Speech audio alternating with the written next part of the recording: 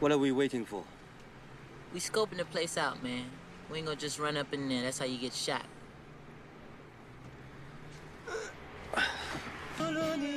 Say that again. You wow. Yeah. What is it good for? Absolutely Man, you not. don't know nothing about no war. Everybody knows war. Yeah. What it is it good for? Absolutely nothing. Good God, you all. It ain't you all, it's y'all. Y'all. Y'all. Y'all. Man, you sound like a karate movie. Y'all. Y'all. Say it from right here with some soul. Y'all. Y'all. Y'all. Y'all. Let me show your goofy ass how to do this.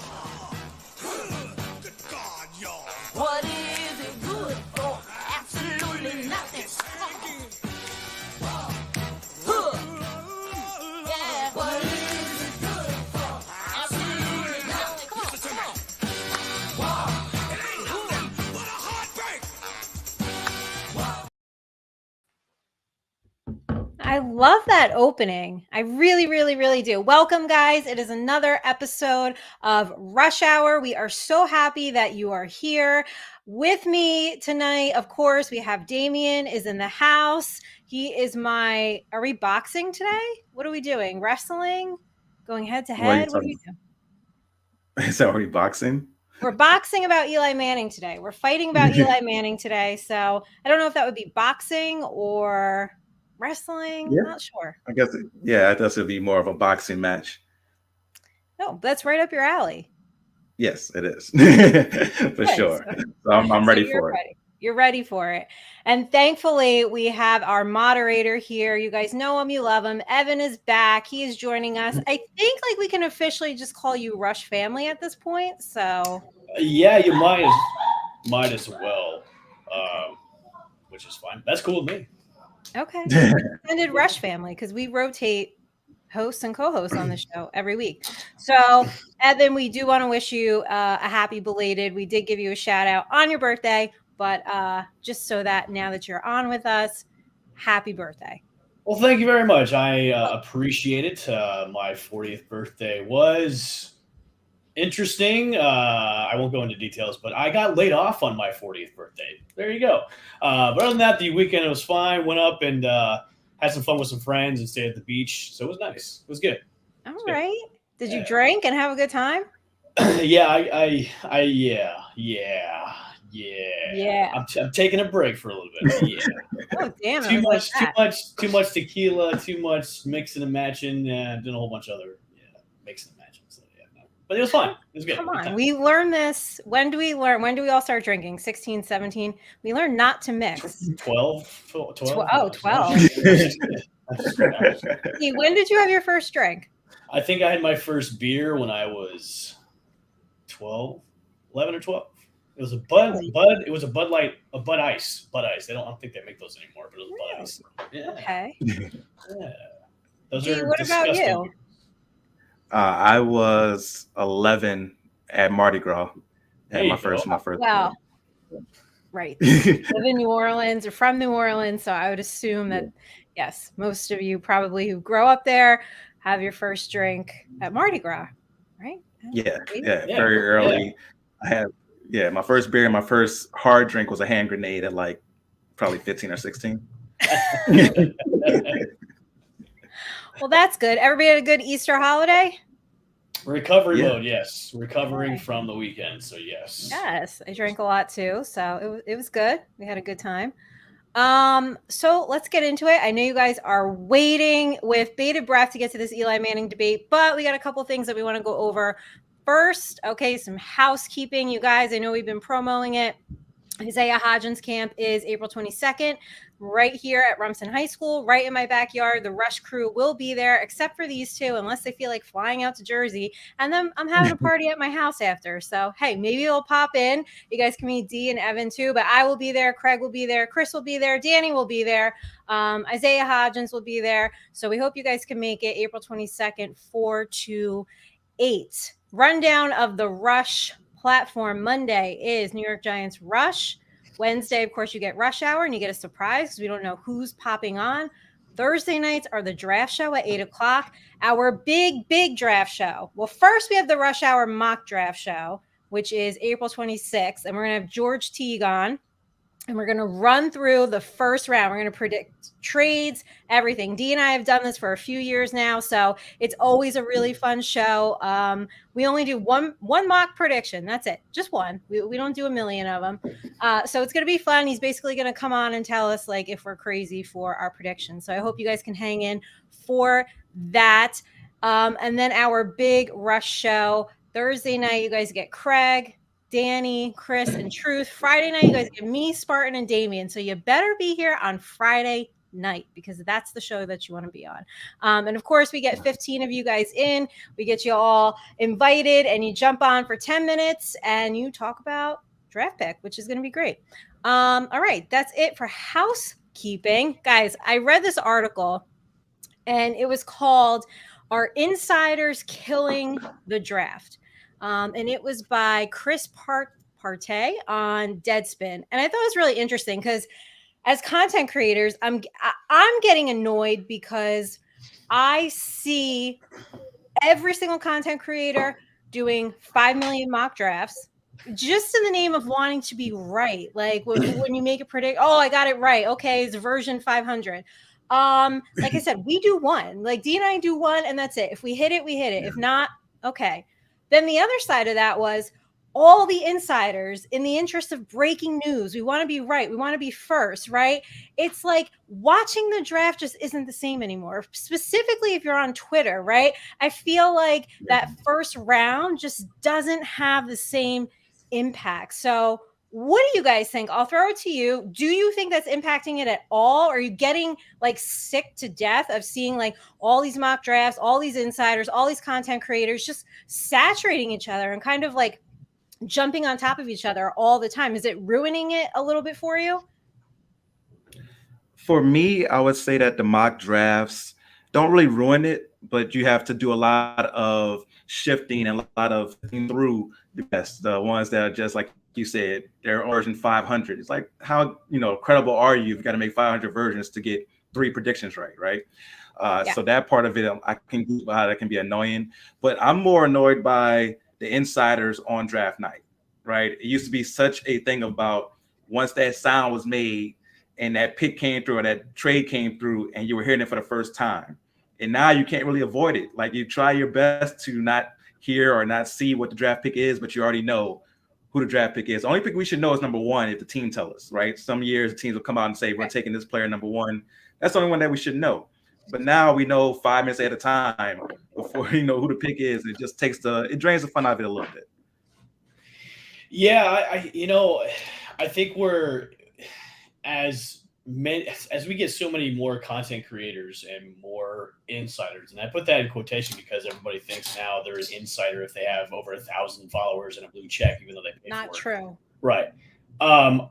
It's almost exhausting, to be honest with you, Nikki and Damian, because you have to try and follow so many people or the right people to get your information first. It's almost like this becomes almost like a job. You know what I mean? Trying to follow who the right insiders are. And I think, the too many look, I'm okay with the mock drafts. It's fine.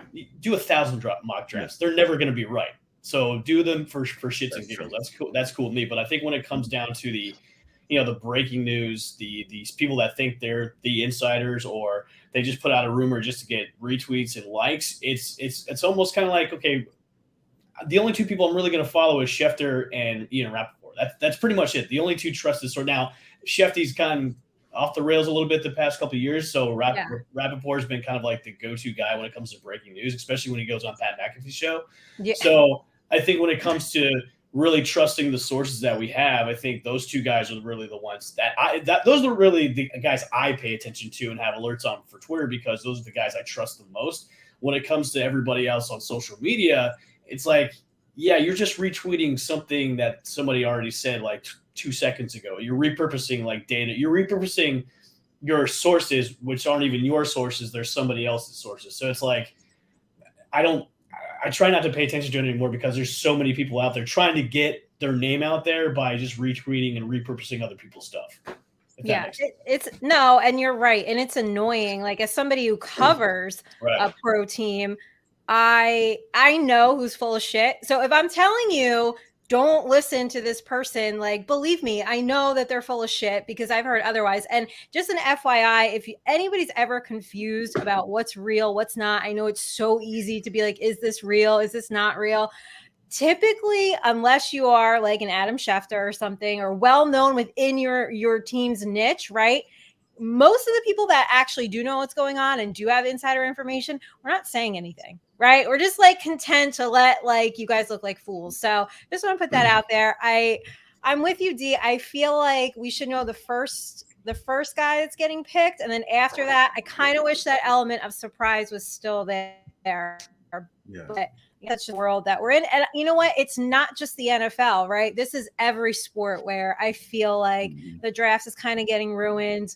Sports in general just kind of getting ruined with so many content creators pretending that they've got information and you really don't. So I look at it too as please, everybody. I love watching the draft because it is a spectacle, and it's hard to believe that we're only a couple of weeks away from the draft itself. So other than the Super Bowl and like fantasy football draft months, like the NFL draft is like the next thing we have to the Super Bowl and the start of the season. So I watch it because it is entertaining, because you do get those surprise trades in the middle of the draft, or people swapping picks and surprise picks coming out of nowhere, like the AJ Brown trade last year. Nobody thought that was going to happen. So and plus we have coming up 2 potential trades, which we already kind of knew were going to happen, like Aaron Rodgers trade to the New York Jets.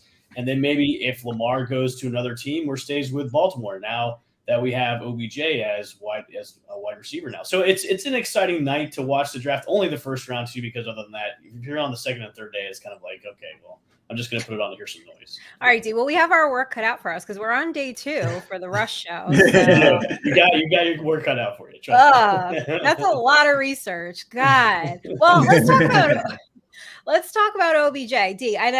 Guys, we're primarily a fantasy show. It is off season. I know some of you say you guys don't talk a lot of fantasy. Well, what do you want us to do? All right. So D, now that we have OBJ over in Baltimore, and I know we said on this show, I think we all kind of agree that this would be a good fit. We could have seen him here. We tossed the Ravens out months ago for a landing place for him, but we just don't know about the Lamar situation. So D, in terms of fantasy, are you touching OBJ, or are you like, let's say Lamar isn't a Raven, are you still going to touch him? If Lamar isn't a Raven, there's so much after that has to happen for us to know, like, if he's worth touching, right? Like, who do they sign? Do they draft somebody? He definitely would be a main target for sure, right? Outside of Mark Andrews, he would be that main target for whoever the quarterback is. So you would think he would be a good one. And plus, when you pay somebody $15 million guaranteed, you're going to want to feed him the ball. So that's going to be another reason that you may want to draft him. So he wouldn't be a top pick, but maybe, 9th, 10th round, you take a flyer on them, rotation guys at wide receiver. Do you think somebody grabs him before the 9th or 10th round? Yeah, so somebody might do that, like, because you have your fans out there who love OBJ. You have some people out there who love certain players and they believe in those guys, so they might, take I have players like that I'll take who are, perceived reaches because I believe in them. So there may be somebody out there who does that, but if no one does that and he falls to you in the 9th, 10th round, not a bad flyer. You do that because you have to host all of us and drink at the same time and run a live show. So I understand why you have to reach them. Yes, for sure. I definitely not lose track of who's been taken sometimes and stuff like that. So yeah, when the real deal fantasy football draft comes around again, you guys definitely have to watch and listen to it for the taking shots and the drinking and all the stuff that happens with that, for sure. So Evan, what do you think about OBJ in fantasy?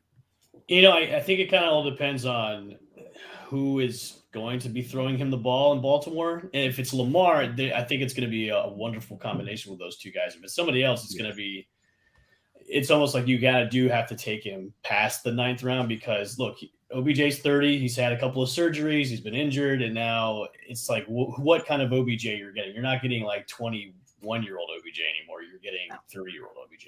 So I think it really kind of depends on – who's going to be throwing to. And I think with this signing for Baltimore, it really kind of points the sign towards, okay, maybe they're going to get a deal done with Lamar, probably going to be a franchise tag. And then maybe what happens after the season happens after the season. But this is a good sign for them because, I think we've talked about this before that, Baltimore really, and I know, Nikki, you and I have talked about this on our old show, Channel Side Bets. Like, Baltimore's really not, they've never really given him a number one wide receiver except for Mark Andrews. So now this gives him obviously he's kind of past his prime a little bit, an ex-number one wide receiver. So now this kind of opens up the field a little bit, especially for Mark Andrews and now for OBJ. So it kind of makes this offense a little bit more creative now that you have a guy like OBJ there. But it just, like I said before, it kind of depends on who is going to be throwing him the ball. So yeah, of course. But for me, I would take him past the 9th round. He would be like a flex option in PPR. I mean, I wouldn't have him as a number 1 or number 2. No way. All right. Let me ask you guys if you are touching somebody else. Russell Wilson, first to arrive, right? At the, off-season training here. Are you guys, we were so confident last year before the season started, like Denver's going to have a good year. This defense is so young. Now, I place a lot of that on Nathaniel Hackett, right? Because I don't think Russell Wilson just forgot how to play football. I mean, you got Sean Payton now, so my confidence level is skyrocketed, but I'm a little leery. D, are you touching him in fantasy? Are you just like, if you're desperate, you're taking him? You, obviously being a Saints fan, I'm sure you have much more confidence now that Sean Payton's over there. Well, yeah, I definitely know what Sean Payton can do offensively for sure. And he would definitely, if there's something left in Russell Wilson to bring back out, Sean Payton will bring that back out if it's there. Now, in fantasy, you have so many options at quarterback, especially in a 1 QB league. It's hard for me to see me drafting Russell Wilson when there's so many other options out there. Like if you're in a 2 quarterback league, I can see Russell Wilson being one of you guys. Yeah. Evan. Yeah. Yeah, well, I'm really kind of rooting for Russ, even though I heard he's really just a prima donna anyways. But I think with having Sean Payton come over there, they actually now have a structure in place of, hey, I'm going to play to your strengths. And look what he did with Drew Brees. Yeah. So, and obviously Russell Wilson's going to be in the Hall of Fame anyways. Now you have a quarterback that has an actual head coach that knows what they're doing and knows who's going to be calling the play. So I don't think this is going to be, there's only one way up for him to improve. So there's only one way, that's up. So, I mean, obviously I think this is going to be a better season for him. I would say super flex 2 quarterback league would be for him. There's so many other options out there. Than Russ. I mean, if you grab him as a bench quarterback, that'd be good to fill in for a couple weeks. Now, obviously, we don't know how he's going to do, but I think he's going to have a lot better season than last year. Might be a good value pick for you guys. Yeah. Mm-hmm. Yeah, and another reason why I may stay away from Russell Wilson is that he's no longer running like he did when he was younger. Right. And that was a big part of him being a good part in fantasy was the rushing yards that he would get. That's a good point. Well, we'll keep you guys posted on that. But Evan, I mean, what a perfect segue. What a bunch of professionals I work with. You said Russell Wilson will go to the Hall of Fame. Now that is just so interesting because why would Russell Wilson go to the Hall of Fame, but not Eli Manning? I think it's the body of work. Obviously, I know he only has one, Super Bowl. Right. But I think the body. Look, I'm not against Eli Manning going to the Hall of Fame. I'm the moderator here. I'm not. I understand you're the moderator. against this at all. I think. Look, I had this conversation over the weekend about LeBron and Michael Jordan of who the greatest of all time is, and the argument alone is who has more championships, who has the better record in the finals, and it's Jordan. Conversation's over. And of course, now they play in different eras. But when it comes to, if he's a Hall of Fame. Player or not, when it comes to Eli, when it comes to Russell Wilson, there's so many factors into this as well. But Eli definitely deserves to be in it. He's beaten Tom Brady twice. Those are his 2 Super Bowls. That's it. End of story. Okay, end of story. All right. D, do you want to state your case? I know we have somebody waiting back there too that would like to come on, right? So should we let them come on and? Yeah, we can let Steve in. Let's Steve in and let's see what he has to. Steve, hi. Welcome to Rush Hour. Thanks for hanging out for a minute. All right. Now, before we go into this, I am the moderator of this discussion. It is, does Eli Manning get into the Hall of Fame? You will get 60 seconds to put your case in. After the 60 seconds is over, we will go on to the next person, and then we'll go from there. So, who should I'll make it quick. He's got two Super Bowls over the GOAT. So he just listened to everything I said, so he just regurgitated that. So yes, there you go. No, I didn't, but I was planning on that. I mean, because once Nikki brought up the conversation, it was like 2 Super Bowls. He's the GOAT. He beat the GOAT. Other than that, I mean, his stats are so-so and stuff like that, but he raised a below-average team to beat him. The 2011 team was not a good team, really. No. They just came on at the end. So, and Steve, like to that point, the thing I hear, and this isn't part of my 60 seconds, it's not. It's because Steve's a Giants fan. I have to ask him, right? So the thing you always hear with Eli, and I hate this, is he finished 117 and 117. Win-loss records are not a quarterback record, like, and nobody understands how bad that team was from 2011 on. Like, that offensive line, he couldn't do anything. Like, he had no offensive help. I know he had Beckham, but other than that, like, it can't be two things for me. It can't be, well, if you can't win in the trenches, you can't win games. But then when Eli has a bad offensive line, it's like, oh, well, Eli sucks. So, which is it, right? See, I feel like I don't like the win-loss argument and just say that and throw him out of the Hall of Fame. But I feel like some people don't realize that from 2011 until last season, basically, that team had a horrible offensive line. All right, should we start the clock? Because Nikki, it looks like you're stating your case. No, I'm not stating my case. I'm asking a Giants fan if they agree with me.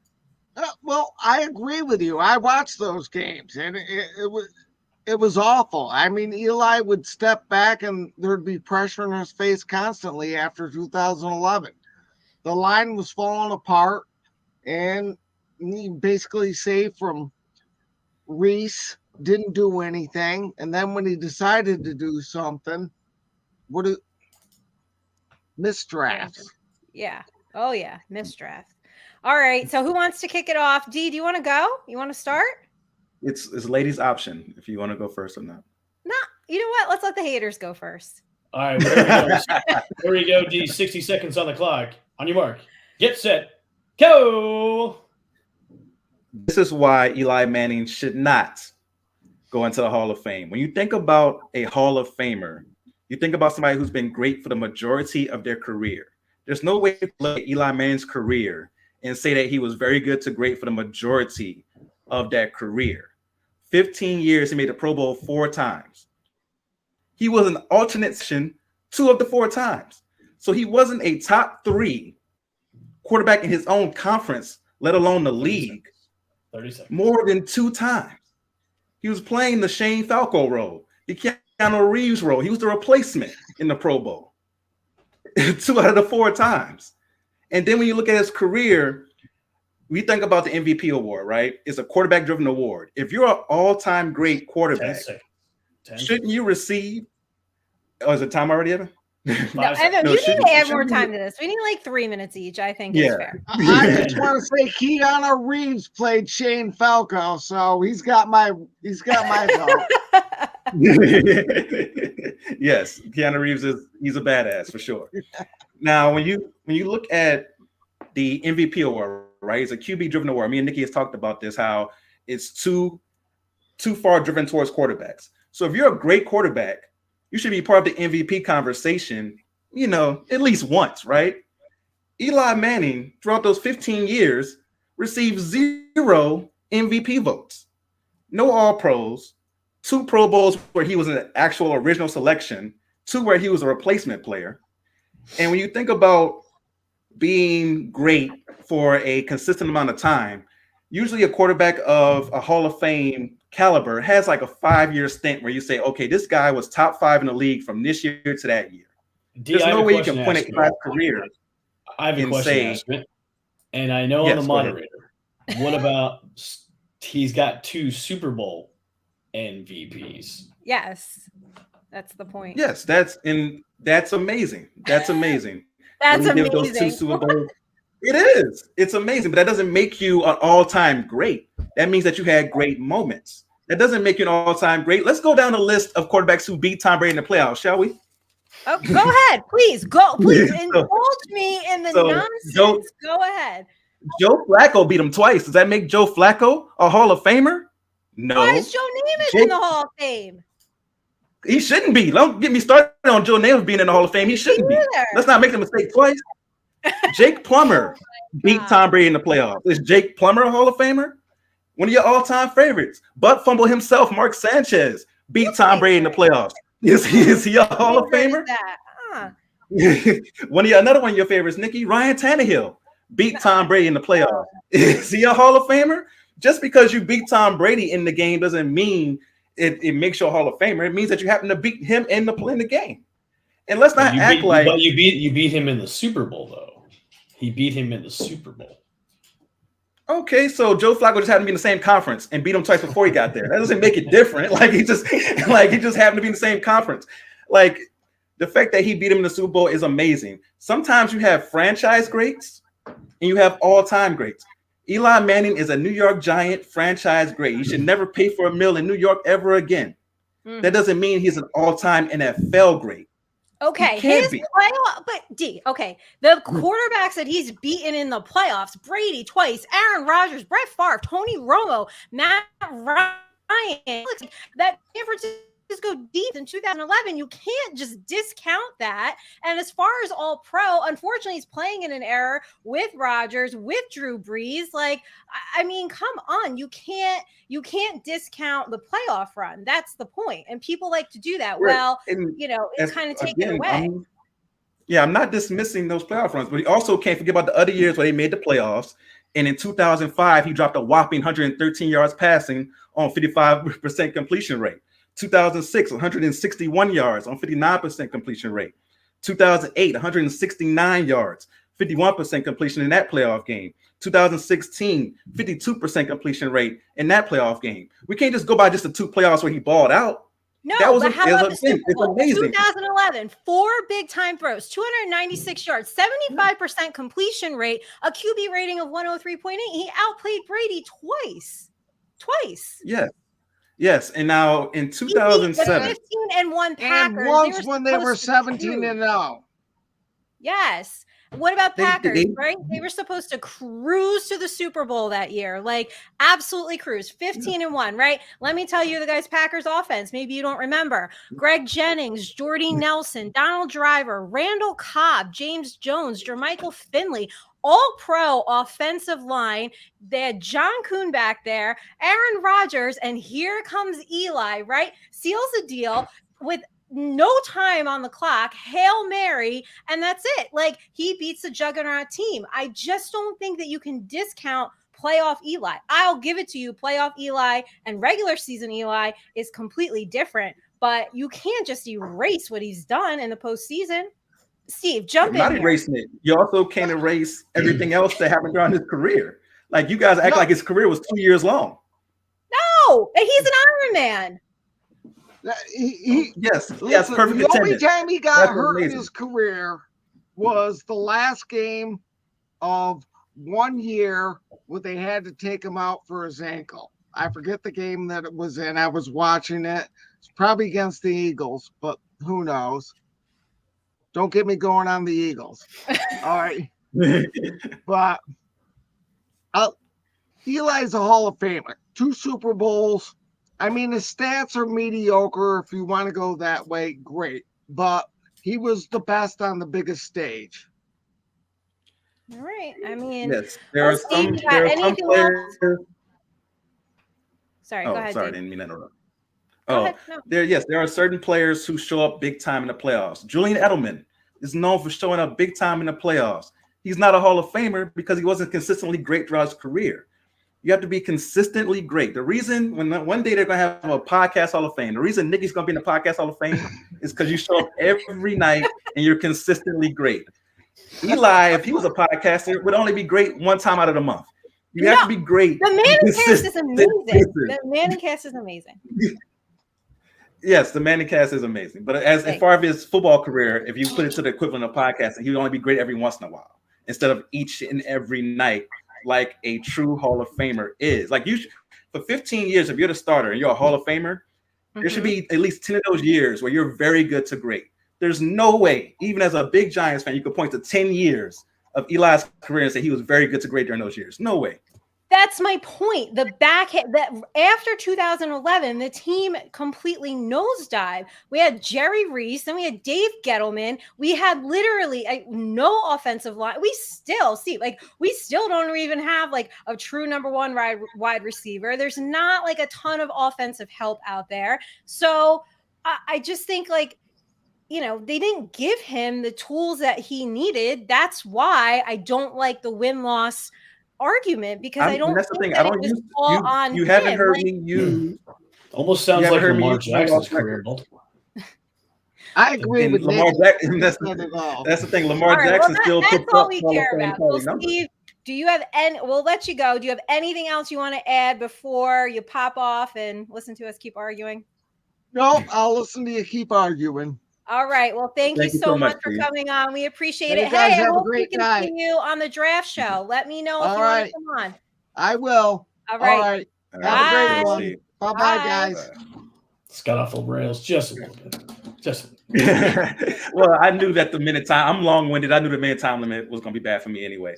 But Get your time limit, Evan. How dare you? Somebody told me not to do the time limit anymore. God, it's hot. yeah, Like, both me and Nikki were going to be like, bad when it came to the time limit. Like it was. I it would was say gonna be for bad. the people that jump on, they get 60 seconds or 90 seconds. How about 90 seconds? Yeah, no, okay, that's fine. I'm sweating. I'm so aggravated. I'm sweating. Like I'm hot. Like it's hot in here. It could be. So my this is million my lights. thing, though. So Actually, D, the let main point I was ask, making, though. let me ask you and Nikki, what qualifies you as a Hall of Fame quarterback, or a Hall of Famer? Because there are some people in that Hall of Fame that are kind of like, do you really let him in? Because now everybody's saying that the Hall of Fame is they're just opening their doors, letting anybody in now. So what qualifies a player, especially an offensive player, qualifications for a Hall of Fame? I don't know. Like, a good thing D doesn't come up with the because you can look because here's prime example of, obviously I know he deserves to be in, but like you can also have the argument where Dan Marino is a Hall of Famer, but he has 0 Super Bowls, but he has godly numbers as a QB. Does he still deserve to be in the Hall of Fame even though he has 0 Super Bowls? Well, yeah, because he would meet my criteria of being very good to great for the majority of his career. Okay. So that's where I see it as when it comes to players. I know there's some exceptions where there's guys who had very short careers, but they had like these amazing short stints, like a Terrell Davis, for example, had a short career, but it was amazing while it was short. But for the most part, if you have a long career, you should be great or very good to great for the majority of that career. Like, for example, with Eli, a quarterback who is considered a Hall of Famer should be able to finish in the top 10 in completion percentage for probably the majority of their career, right? Eli did it once. Top 10 in completion percentage once in your career, and you're supposed to be a Hall of Famer? Like, come on, man. Or if you want to go to interceptions, you shouldn't be in the top 10 in interceptions for the majority of your career. He was top 10 each year outside of 2 in interceptions for his career. Again, great playoff runs, amazing playoff runs. We'll never see Jameis Winston in the Hall of Fame. No, we won't. We won't see Jameis Winston in the Hall of Fame. Now, if with Eli, you don't see those numbers there. And also, it's another thing that stood out to me. Usually, you'll have a fall off with quarterbacks where maybe the first 2 years are not as good as they're in their prime, and then the last few years they might have a fall off. Eli has years in his prime, like the middle of his career, that are just awful. He's 2013, 32 years old, in his prime. 57% completion rate, 32nd in the NFL in completion rate, 18 touchdowns, 27 interceptions.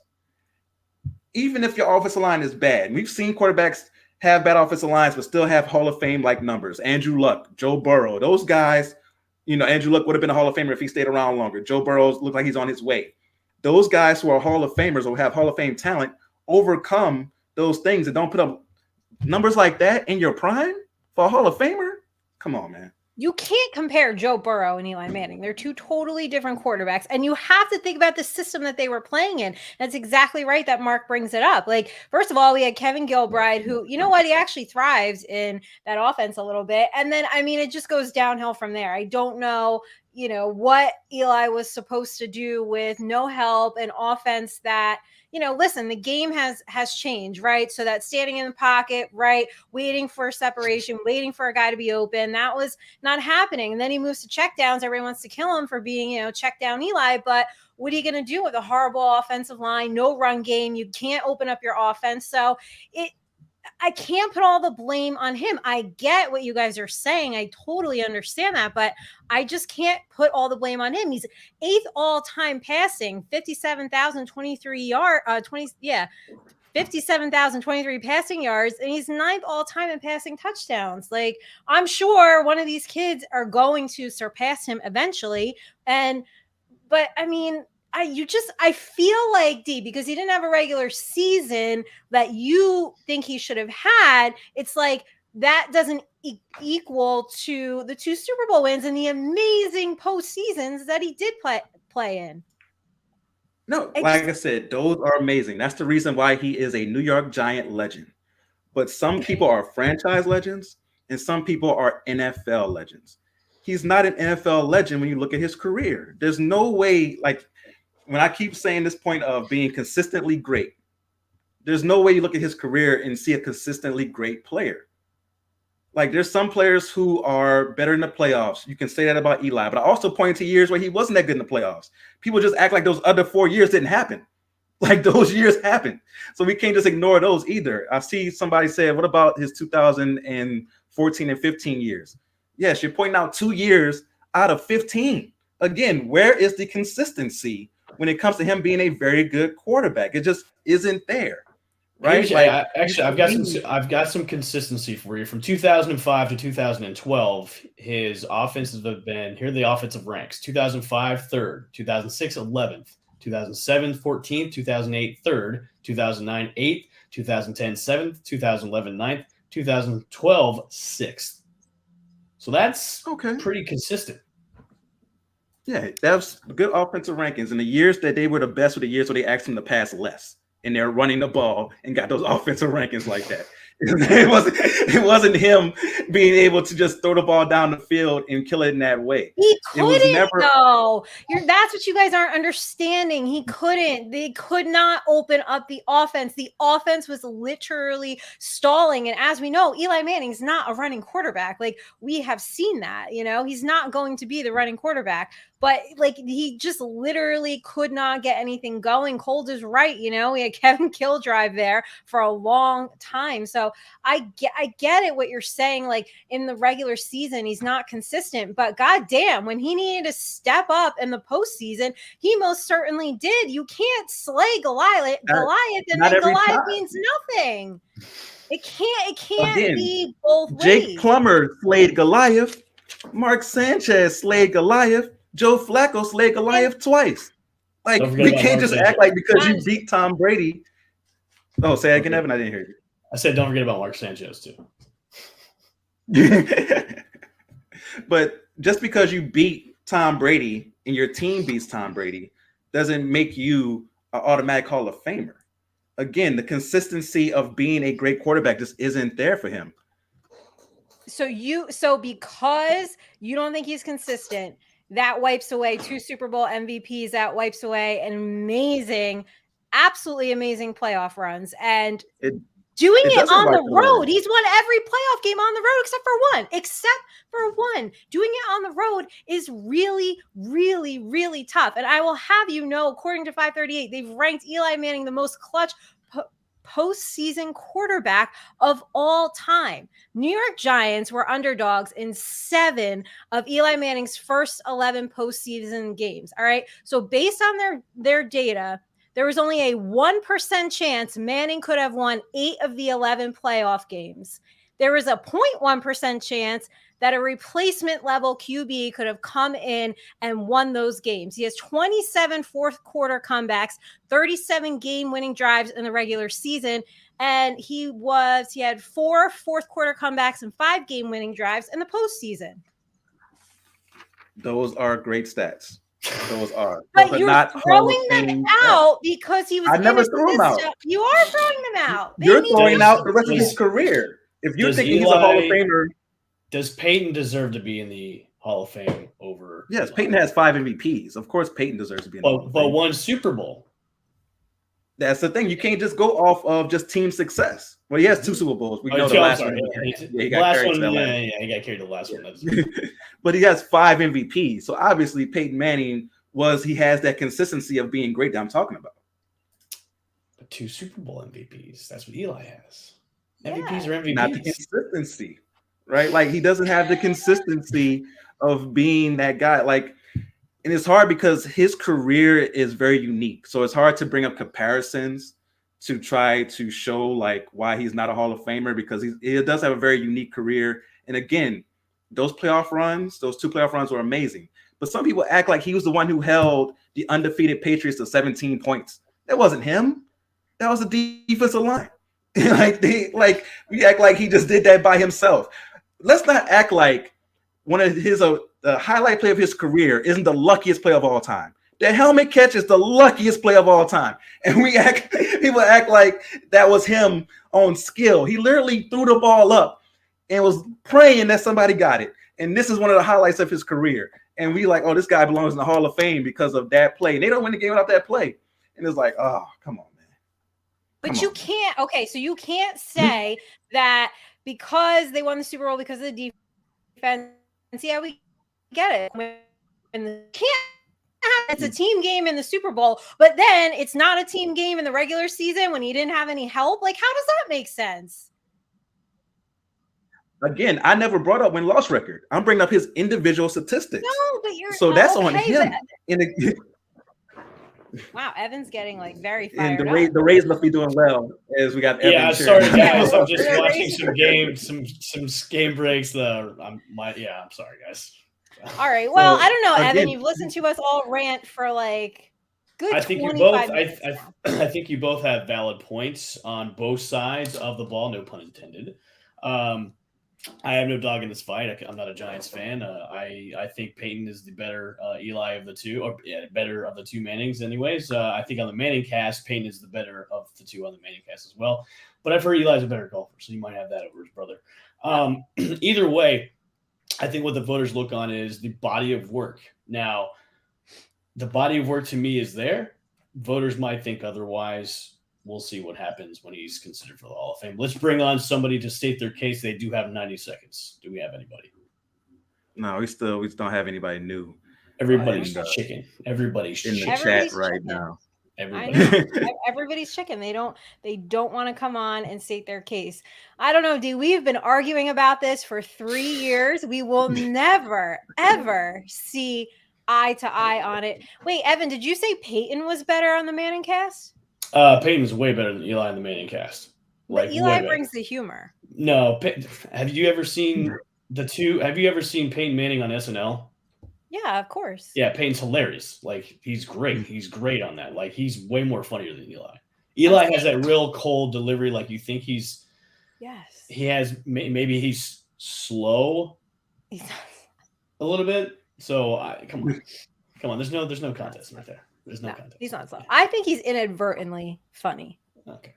Right. But I feel like Peyton gets so into it. Like, he can't be funny on the Manning cast because he's just so intense in what he's watching. Yeah, I guess we can. You know what? This should be another topic of conversation. Who's the funnier Manning, Peyton or Eli? Well, I'm sure Eli would lose. Yeah.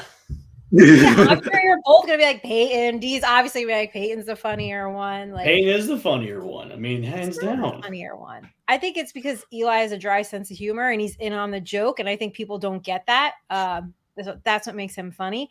No, Cop Izzle did not come on. So we had a hater on today that you guys probably saw, said that Rush Hour doesn't do any views and I should go toe to toe with a 60-minute man and maybe that will help. I don't know what that means. I did invite him on. I'm assuming D, he's not back there. No, he's not back here. Oh. So yeah, it just, for me, when I saw that, I was like, really, this is what we're doing like this. So I wouldn't be part of it. So yeah, I'm right there with you. So, but we could put a cap on the Eli debate. We'll be debating this again for years to come. But I think I made a very strong argument on why I don't think he should be in the Hall of Fame. Now, will he get in? I think the voters will eventually put him in. But if I was a voter, I wouldn't vote him in. That's what I'm saying. Well, thank God you're not. I will be there But when he gets voted in. we I will Evan, be we there. have another debate that we've been having for years that I want your take on, Evan. You let me know Sure. if you're with me or with Nikki. Oh, for God's sakes, Chicken really? Should chicken wings be dipped in ranch or blue cheese? Evan, choose wisely. So He's gonna be like, I don't like chicken. listen, I think blue cheese is disgusting.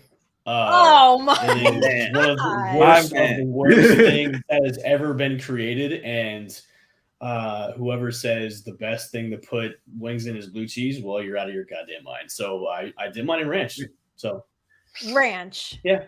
Ranch. Yeah. That's what you pick. You pick ranch. Way Ranch better is flavor. vile. Do you put No. ranch on pizza too? I do. Okay, of course you do. And do I you do. do too, right? It's like a West Coast thing Every- and live in Florida, have shitty pizza thing. So I got to drown out the flavor because it tastes like shit because it's not New Jersey or New York pizza. Listen, New York, New Jersey have zero taste in pizza. It's all about the Detroit style or Chicago style. No, pizza. Chicago style pizza Oh.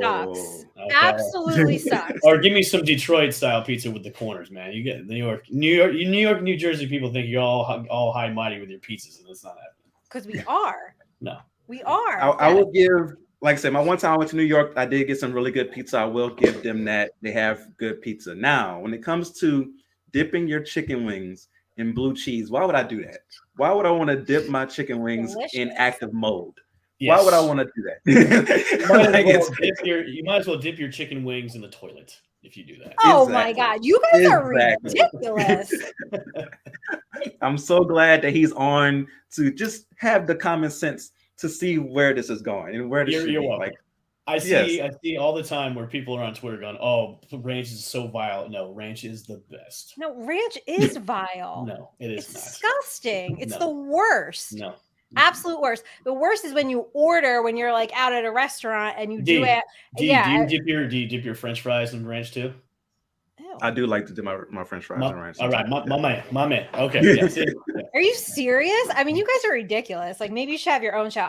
So Rush Hour is looking for 2 new co-hosts that can go on and off when it's me and Spartan, and then like we're gonna get rid of these two, and they can just go have a ranch fest with their chicken wings and shitty pizza on Wednesday nights and talk about it. I mean, oh my God. But you guys like mayo too? Like, well, see now, hold on. Yeah, I don't like mayonnaise. Mayonnaise can go on certain things, just not everything. I put mayonnaise on sandwiches. That's it. That's all I put it on. Like if you put mayonnaise on a burger, you need to send that burger back and throw it in the trash can. ew. So, yeah. No People mayo. put mayonnaise on burgers. That's disgusting. So No. Yeah, I'm a no mayonnaise person, and that's something that needs to change with restaurants. Period. Like it shouldn't be a thing where I have to say no mayonnaise. Like I should have to add mayonnaise. Like it shouldn't be a thing where I should have to subtract it. It shouldn't be an automatic thing on my burger. It's disgusting. Look, mayonnaise is good for one thing only, and that's turkey cold cut sandwiches from any kind of deli. That's it. Well, I hate mayo at all, period. I just can't do it. You know, some foods you look at, you're like, no, can't do it. Mayo, tomato, not really my thing. But I am really upset with you, Evan. I cannot believe you put ranch on your pizza. That is I do. I dip my crust in it. Listen, I like to dip my chicken wings and pizza in something that's not like has moldy things like lumpy things in it, which blue cheese does. So no. Well, blue cheese is the best, and no, we don't dip our pizza in blue cheese here either. So well, that's we just plain. Like I don't go. I've never seen anybody just be like, look, listen, give me a side of ranch, a side of like hot sauce. I'll dip them in both. I'll be good to go. Put some like crushed red pepper on. That's a great combination. The hot sauce and the ranch, great Yeah, combination. you can even put them together, mix it up a little bit. Boom. the hot sauce and the ranch. Change your life. Mm-hmm. Okay. Well, you know what? I don't think I need to change my life like that much. So I'm really upset. I can't believe the betrayal that goes on here. Like no Eli in the Hall of Fame. Ranch is king. Like this is horrible. This has been a horrible show. I hope you guys enjoyed it. No, I'm just kidding. No, we've had a lot of fun as always. Now that you know whose side that you should be on, obviously not Team Ranch over here because that's ridiculous. You know what? I do see people put honey on pizza, though. I think that's a new thing. So I tried something the other day. It was a hot honey pepperoni pizza, and it was fantastic. Like it's got to be it's really hot good. honey. It is really, really good. Like and then I put a little ranch on your crust, and you'll be fine. Honey and But yeah, if you get some You got that hot honey. Hot honey It's drizzle great. on top. Oh man. Oh man. Yeah. You can do that with chicken wings too. Just put a little hot honey on top of the chicken wings. You're good to go. And dip it in some ranch. You're just set. You know what? I'm getting kind of hungry. I need to have to order some wings. I know, right? Like, oh, okay. I guess we're all just gonna get off here and DoorDash some wings and pizza. Too bad your guys is gonna suck wherever you order it from. What do you have, Domino's? No. What? No, okay. I don't know. I've had Florida pizza. It's not great. Well, it just depends on where you go for Florida pizza. So yeah, okay, there's some good spots in Florida. You just gotta know where to go. Now, if it's my go-to, like on an everyday, hey, I'm not cooking tonight, I'll get some Jets pizza because Jets pizza is really good. I'm not doing Domino's or Papa John's. No. Oh, no, that's not pizza. Domino's, Papa John's, not pizza. So before we get out of here and go eat chicken wings, one last thing that we want to address. I just want to tell Giants Nation to calm down and no, it is not news that Saquon did not sign, his tag tender yet. Like we expected that. They have till July 15th to try to get a long-term deal done. If not, hey, he's playing on the tags, 10 million. Maybe you should have took the 12.5 that was offered to you. I know a lot of people are having a meltdown today and just, calm down. I don't think anybody expected him to sign a deal by Monday, right? I mean, you guys aren't even Giants fans, but did you think that was going to happen? Yeah. Not a chance. No. No. He's Right, definitely going to try to hold out as long as possible to try to get a real contract. But I don't blame you guys for not wanting to give him that contract either. Yeah. I mean, listen, John Maris said, we hope that you're a Giant for life. I don't think that that's going to happen, but I mean, we will see. Either way, we will have him. If he's going to play on the tag, we'll play on the tag. I think he probably regrets not taking that 12.5, but I don't know. I think he's going to bet on himself. So I think that's the right move. So. Yeah, well, we will see, and we will see you guys next week. And make sure you tune in on April 26th. We're not going to be debating Eli or blue cheese or where the best pizza is or what age we started drinking and doing other things. But we are going to have our first round mock draft. It is a really, really fun show. We want everybody from all teams to join us. We're going to, predict trades. And actually, Dee's really good at that. I tend to stay away from trades because my board gets all screwed up. We're going to have George Teague on. He's going to tell us if we're crazy for our predictions. And then make sure you stay with us because Thursday and Friday, we have really big rush draft shows. But Friday's where you want to be. You got me, Spartan, and Dee on Friday. So we will see you guys next week with a whole new cast of people because I'm done with these two. They betrayed me, and that's enough. Remember, kids, dip your wings in ranch. That is all. Yes. In ranch. And pizza. Eat pizza plain. Come to North Jersey, come to New York, and have good pizza. You don't need anything on it. No, I'll drizzle like hot honey and like ranch, so I'm good. Disgusting. I would just throw it in the trash right in front of you. I'm so hungry listening to these great ideas Evan is bringing. Yes. I know. Let's go eat. All right, guys. Enjoy your week. We will see you next Wednesday at 7:00. Bye. Peace.